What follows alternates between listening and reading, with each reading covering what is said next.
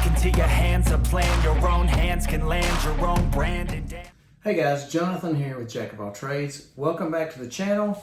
And before we get started, if you find this video helpful, informational, funny, etc., if it motivates you to work on your own printer when you're having problems, please don't forget to like and subscribe. Now, let's get right down to it. So this is an Elegoo Mars that I purchased when I got one of the printers that's over here on this side of my office. So basically, I bought a package from a guy that wasn't using his printers and just wanted to sell them. It was like an Ender 3 Pro with an Octopi and a TH3D sensor, proximity bed leveling sensor, and then he also had this Elegoo Mars 3D printer. And I didn't have any resin printers, so I was pretty excited about having the opportunity to try one of these and, you know, just experimenting. And hopefully, you know, in my world, the things I do, this will actually be pretty helpful. Prototyping, things of that nature. Using CAD, like Fusion 360, CAD CAM to make prototypes for customers, you know, just things like that. So, but at any rate, inadvertently, when I purchased this, the gentleman's son had left resin in the printer vat, which is right here. Of course, I've cleaned it up and I've got the membrane off of it right now. I've got some more to put on it, and that'll be in the video. But it needed cleaning. It had resin had been left in it. When they moved it, it spilled out. It got on the covers. It got on the resin tank. It got all over the machine, everywhere except the glass bed, which was thank goodness. These are some of the screws here. I labeled and marked them, and the plug power supply. So, but I took the covers.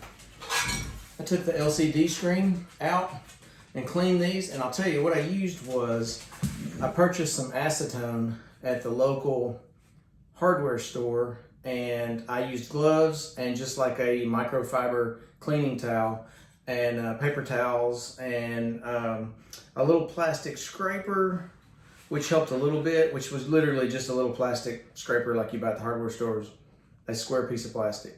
It didn't do as well as did just I took a small razor blade and scraped some of it off, and I should have probably put that process in, but it was super tedious, and I didn't want to get chemicals on my cameras or in my office. So, long story short, we cleaned all the panels off. We took all the covers off the printer. Of course, that's backwards. This one's on the front. We took the Z-axis drive out, the servo and the screw, because it even had something all over that, and I didn't want to turn it on and get that jammed up inside the screw and the nut that controls the Z-axis. It's a little brass nut that goes inside here. And you'll see that as we put that all back together. But it was stuff like this, stuck all over the printer. And so I got all that cleaned up. I'm not gonna say that was easy. That was very tedious, but it was worth it. I got both pieces with 6 rolls of filament and a couple partial bottles of resin for $300. Bargain. Happy about that. Just the price of this and the Ender 3 Pro would have been that much. Not including all the additional items on the Ender 3 Pro, Octopi, etc. And we'll do a video on that later. But this is a new project, a new type of 3D printing for me, additive manufacturing. And so I'm excited about that. So I'm going to start assembling this, and I'll talk as I go through it. And if you have any questions, just leave them in the comments below. And we'll take it from there. So also note, if you haven't watched the dirt bike video where we added lighting, I'll put a card up here. We are doing a little promo. So the first 3 people, we're trying to get set up with affiliate marketing. So, it's not a lot of money. So like if you set up with the Amazon affiliate links where you can actually use the links, you have to sell 3 things on those links within 180 days. And initially I didn't know that. So I'm trying to get some of the YouTube stuff set up for my kids because they do some cool projects too. Something that they can continue and make videos. And we've got some really cool builds coming up. Everything from performance, garage built sports cars, dirt bikes, 3D printing, 3D scanning. I've got a Creality 3D scanner also that I won on Kickstarter. And then I also have a Revo Point mini that's coming. So we're going to do that kind of thing. A lot of it's going to center around, we've got a CNC machine we're building, where that's going to be a video. Lots of fun stuff. So stay tuned for that. I'll get back to this, and like I said, if there's any details I missed or something you couldn't see, just leave a question in the comments and I'll walk you through it any way I can. Happy to help. So, all right, let's get started. All right, so these two pieces sandwich the membrane that mounts to the bottom of this, to the vat. And that's what slides into the top of the printer to hold the resin. We're gonna do that last. So we're gonna bolt this back in.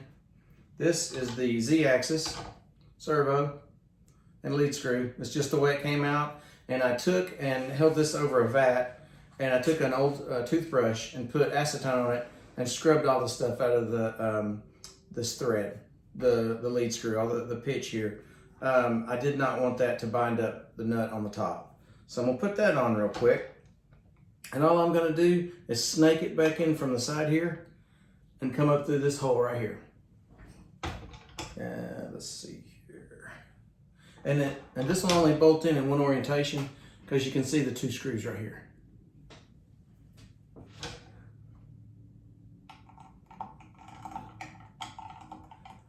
All right. So now, and all this in here is pretty simple. I had no idea what to expect when I took it apart. So I was like, okay, that's pretty simple. Servo screws. I did take Ziploc baggies and labeled all the screws as I took them out, because I've got a great memory. It's just real short. So I didn't want to forget where all the screws went, and I'm a little OCD. I like the exact screws to go back where they came from. That way you don't have to worry about getting the wrong length screw in the wrong location, that kind of thing. So, and that's cheap insurance. I mean, I do that with motorcycle parts, car parts, anything I take apart like that, dashes in cars, stereo stuff. We do a lot of that. So, all right, let's see here, and it goes. Okay, and this plug, there's a plug right here, and there's the connection right there. It was facing this direction. I know that.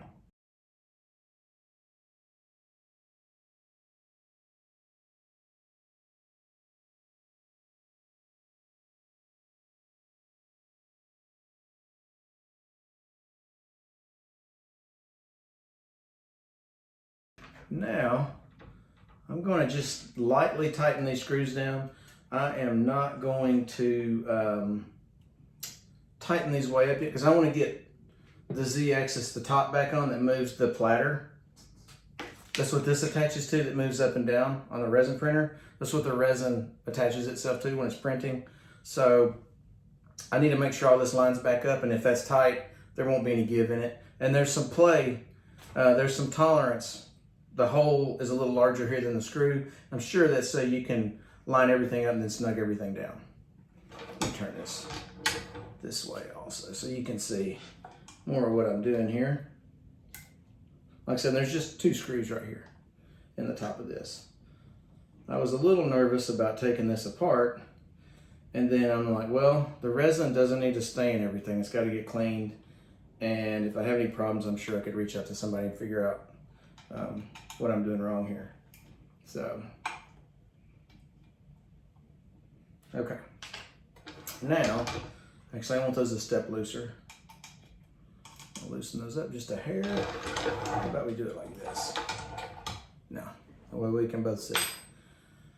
Now, to get this back on, there are these three runners, these wheels, ride inside here.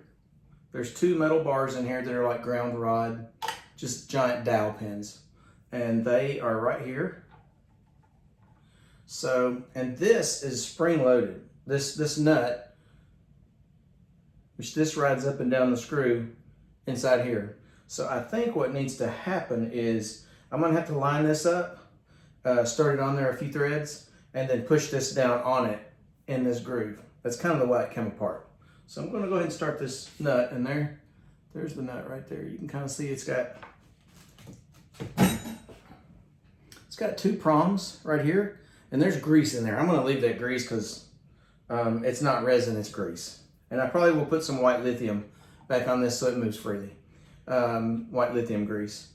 Now, Of course, I put a piece of wood on my desktop because I didn't want any of this acetone or chemicals to get out on my desktop. I'm gonna go ahead and start this. And the prongs were facing up like this, so they would interlock with the piece that comes down on top of it. I'm gonna run it down a little bit, and I know that I made a note here right on the wood because my hands were dirty. When all this was put together, because I wanted this platter to be at the right location generally from when it starts back up, so it'll pick it back up without being, so the machine won't lose its position in the Z-axis. I want to start back where it was because I knew that's where it was already. That way the machine doesn't think it's right here and try to take off. I know there's a proximity switch right here, but I'm trying to eliminate any headaches ahead of time if I can. There's a spring that goes here, and that grease. Yeah, a lot of grease, guys, a lot of grease. Let me get a towel, I'll be right back.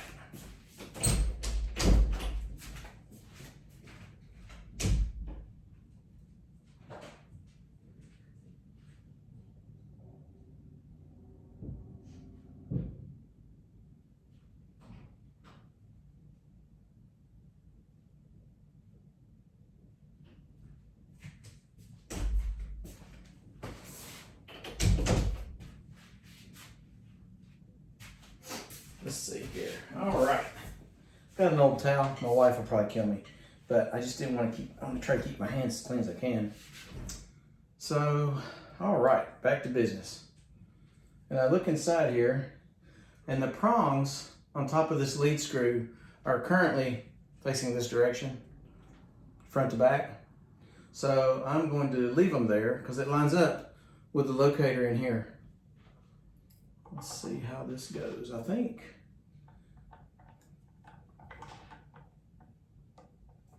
not down far enough. Let's go way down. Like I said, there was like one thread.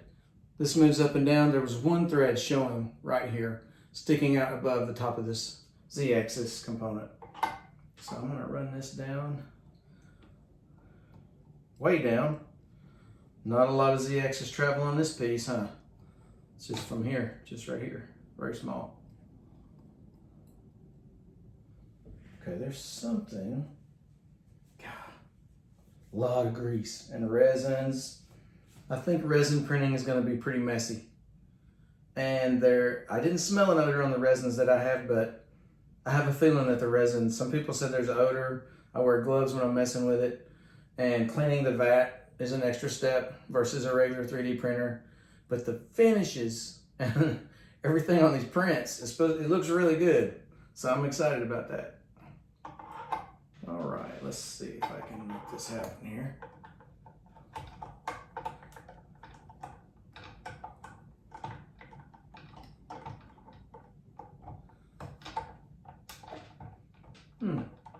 Let's see something. Okay, gotcha. Let's just see if I do it this way. If it lines up, or does it thread in there? There's a thread in there. Gotcha. Okay. Okay.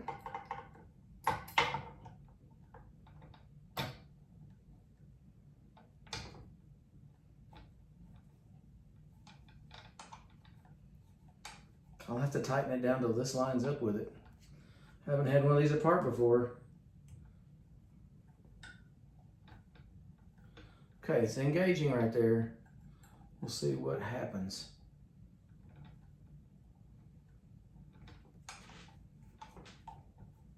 Golly. This is kind of a booger. I ain't kidding. All right. And what's happening is I'm turning the screw because there's a nut. There's a nut here and there's a nut at the top. I don't know how I'm going to adjust that yet. I'll have to figure that part out. We'll see how it works out. You know what? I just thought of something. Okay. Back apart, boys. Let's see what happens here. And girls. Sorry. I have two boys, so when I say stuff like that, I always say boys. I'm going to go ahead and get this to engage, and hopefully it'll tighten up along with that nut to get that, because I'm afraid I'll never get those together. So spring, the nut that I showed you guys, 2 pieces here. I needed to engage inside. Way up in this bore is the other nut, and it's permanently mounted. It's threaded in there, and this is just like a rubber washer, probably to keep the resin out or to keep it from creeping up. I think it's gonna go right there.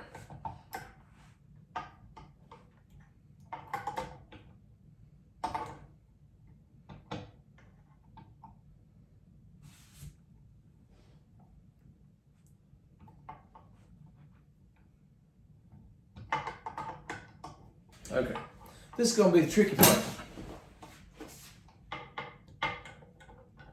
You have to line everything up, the back portion, and if you ever do this, you'll see what I'm talking about.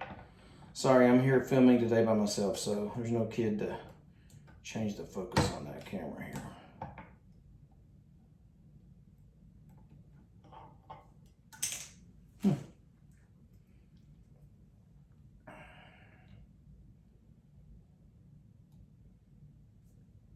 Okay, we're gonna stay after it till we get it sorted out here. Okay.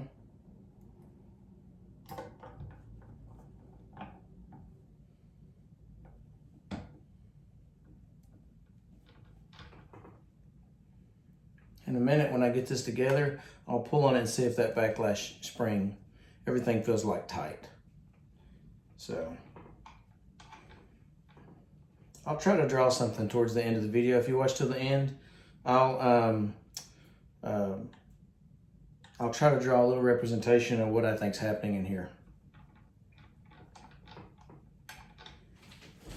So I don't know if you can see it on there, but this whole assembly's moving down now. Sort of. It's not very easy to turn, but it is moving. It's engaged now. You could feel it get smoother. It was in a little bit of a bind. All 3 wheels, there's 2 rods right here, and all 3 wheels are now on the rods. So, oh yeah, there's no play there. It feels good. Now there we go.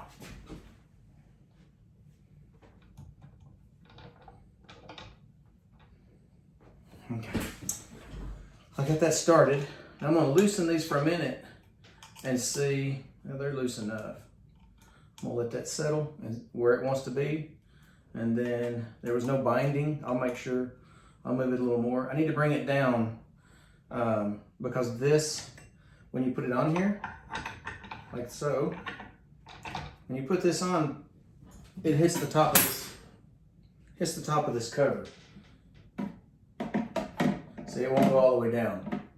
So I learned that the hard way too. I figured that out. And there's a cap that goes on the top. So, man, my kids have been feeding this dog hot dogs or something, man. It's making for a rough environment in here. His belly's not happy. Let's see here. Finish tightening these. Hope that doesn't gross anybody out. If you have dogs, you understand. He's my buddy though. He's my compadre. He likes to hang out with me. Is that right, buddy? His name's Buddy. He's a healer. Blue healers are funny dogs. 2 screws holding this top cap on, just putting it back on, and it kind of protects this, and it just caps off the top of the assembly. Other than stopping this when it goes all the way up or something, I don't really see that it does a ton. I guess when we get to using it, we'll figure that out and see what its purpose is. Like I said, I'm not an expert at 3D printing, but I do tinker with a lot of machinery. So I just decided to tackle this myself, and I'm excited about the prospects of having this. Okay, top's back on. That moves really smooth. I say that. Okay. And I had to clean all this stuff. Let's check it out, see if it'll shut. Snap. This is red because it blocks the UV light, so it doesn't cure the resin while it's sitting in here, and it just lets the light, the UV light, cure the resin, and that way you can pour the unused portion back in the container. Okay. The only thing that's unfortunate is I'm gonna have to find the little USB that the guy gave me with the printer. It has I think it's Chitu box, is the software you use to slice the models so it'll print them for you. I cannot find it. Hopefully, if I can't find it, I can download it from the internet probably to utilize this. But it was here. We've been doing a remodel. I've been doing a tear out in another room, and you know, things abscond, they disappear. So move this down a little more, just level with the top of this. And I'm just turning this screw by hand, nothing fancy. It's pretty easy to turn. Tighten that up. Because I also want to read how to properly set the machine up for operation. So that would also be on that flash drive, which we'll find, or we'll look online and find what we need. Now, we'll put the screen, oh wait, let's not forget. Okay, so this little plug comes from underneath from the board over here. So it did have, you know, you can't just pull the plug out. It's got two little pins, I hope you can see, right here on either side of the plug that you have to gently lift up to unplug it. Once you start it, you can kind of take like a pin and you can kind of lift them up a little on each side and work it loose. You just don't want to be ham-fisted with it. You want to be easy with it. It's fragile. It's a small little plug, if you can see right there. And it'll only go one way correctly. There's two little tabs on it. Click that back in. That's in. It goes right here. Okay. Now, the feet on the bottom, I noticed, are adjustable. Little feet. You can adjust those and turn them to level everything up. You don't want it moving around, especially with that resin in there. So now, we're going to put the screen back in, which is right here. And I looked at a lot of this when it was coming apart. Pretty much, you could put some things up backwards, but you would know it real quick. It would be very noticeable. So, and here's the screen, what it looks like. Okay. And now, this is tricky. So I will tell you, I'm gonna get really close. I hope this focuses. So you see this little, let me see if I can find, right here, this piece right here. This black portion, it ever so slightly, there's a cable, a ribbon cable right here. You can see the ribbon cable right there. It goes in there. And luckily I had a friend, we had done some, worked on some laptops. He's an IT guy, so we increased some memory and some performance on some laptops that I use for work. And so you have to move this down. It kind of pinches the cable. So you kind of have to push each side down just a little bit. And when you gently move it, you'll feel it kind of move just a hair and the ribbon will slip out. So just be super careful. If you know anybody that does laptop work, they can tell you real easily how to undo this. And I'm sure you can look it up on YouTube as well. There's probably 100 videos covering it. So the tape was keeping it attached right here. It goes in this way, you can see. I left the tape on there to help me orient everything. And the blue faces out. The pins are on this side, so the exposed metal here, pins on this ribbon, have to go down, have to go against this. So I'm gonna put that back in.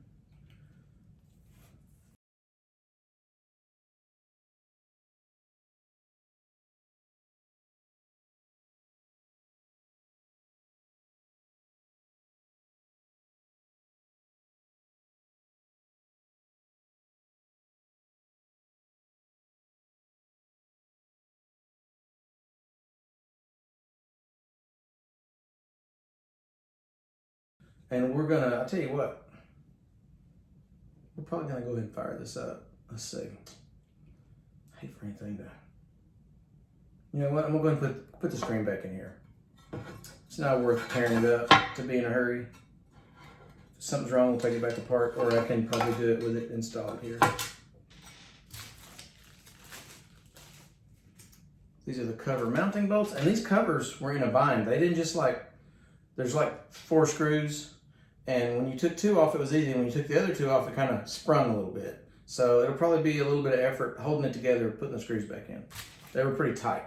Got the bag marked screen, so there should be 4 little screws in there for that.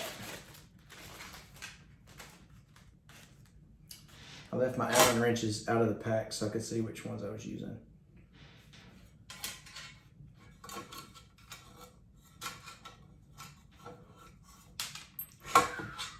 Little bitty screws and sausage fingers. They don't go together great, do they? So I'm going to put the screw through the face of the cover here first. Then I'm going to line up these little standoffs on the face of the screen.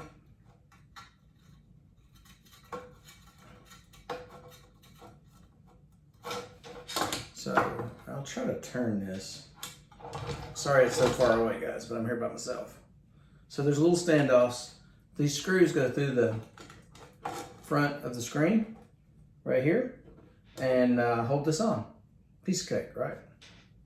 We'll put these in, then we'll plug it in, turn it on, and make sure that the screen is working.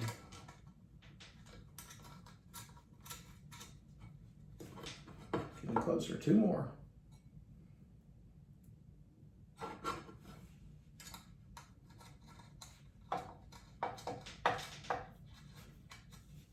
Okay, 1 more to go. Then we're just putting the covers back on the sides and the vat back together. We'll put a membrane in the vat. I've got extra membranes. Basically the floor of the container the resin goes in to print from. Those are replaceable because that resin is a mess, I think. Some people don't ever complain about it, but I'm pretty sure it's a mess. So we'll see. I have a feeling we'll use the regular FDM Ender 3 printers more than this, but for stuff that's got to have a great appearance and you know, something slick, we'll probably go this route. We'll probably use it. It's got to be really slick. Okay, I'm gonna slide this up. Everything's connected. Like I said, not a nightmare, really. I'm gonna briefly plug this in. See, there's even dried resin on this plug. So, I get it. Kind of a pain. I'm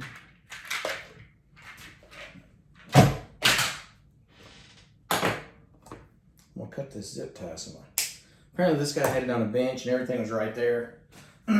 My stuff needs longer cords to work. For me, I'm gonna plug this in.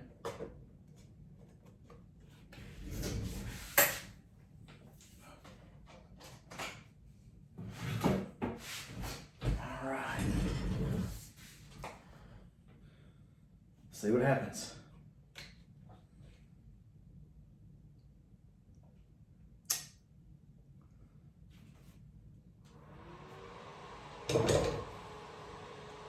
It's touchscreen. I didn't even know that. I didn't know anything about it. I haven't even watched a lot of YouTube videos. I've seen them on YouTube. Okay, go back. Tool. Oh, you can set the exposure. Let's move this up and down manually and just make sure we're in a good shape. Okay.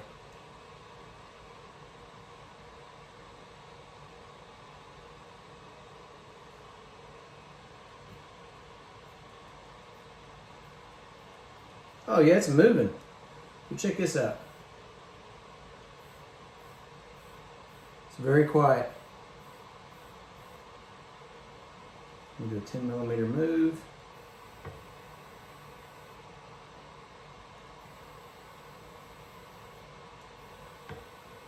There's a tight spot right there, I can hear it.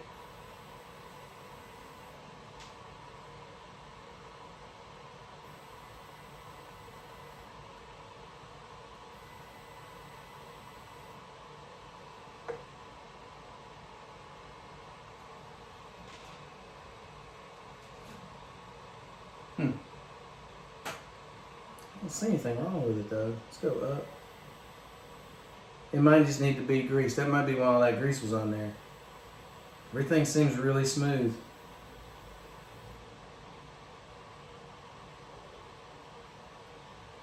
Okay. I'm happy with that. I'm gonna turn it off so we can put the covers back on. Fan's kind of loud, but not any worse than my regular 3D printers.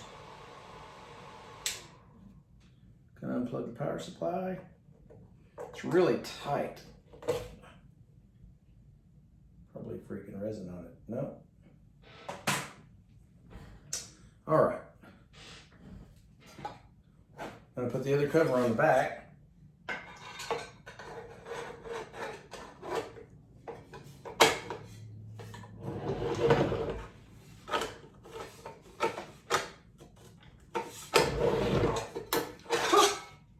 Goober.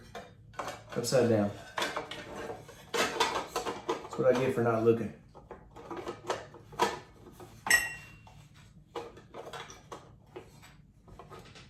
Oh yeah, okay. We can get there from here. Let's do it. Okay.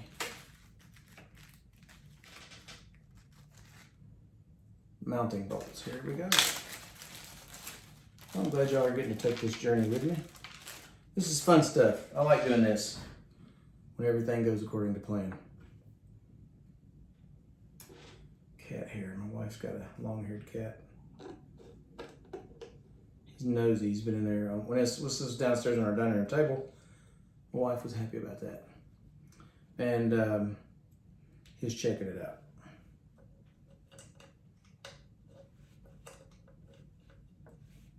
Okay.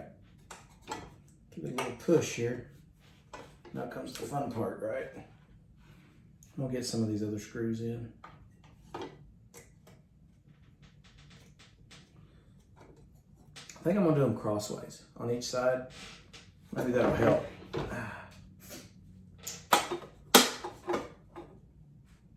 It's a little sprung, but I'm just putting these two and these two bolts on both sides. Nothing fancy here. I'm just using one hand to hold the cover up where the screws line up, the bolts line up. Screws, not bolts, because somebody will say in the comments, those are not bolts. So, all right.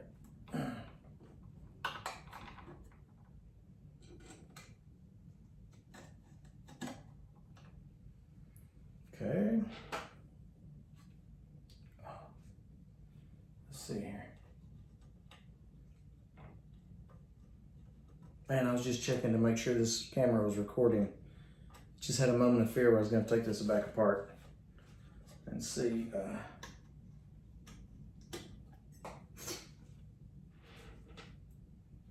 was like, oh, please be recording. Hopefully the sound is okay, because I didn't check that either. I'll have to do a voiceover, you know, if I didn't think about that ahead of time. We'll see.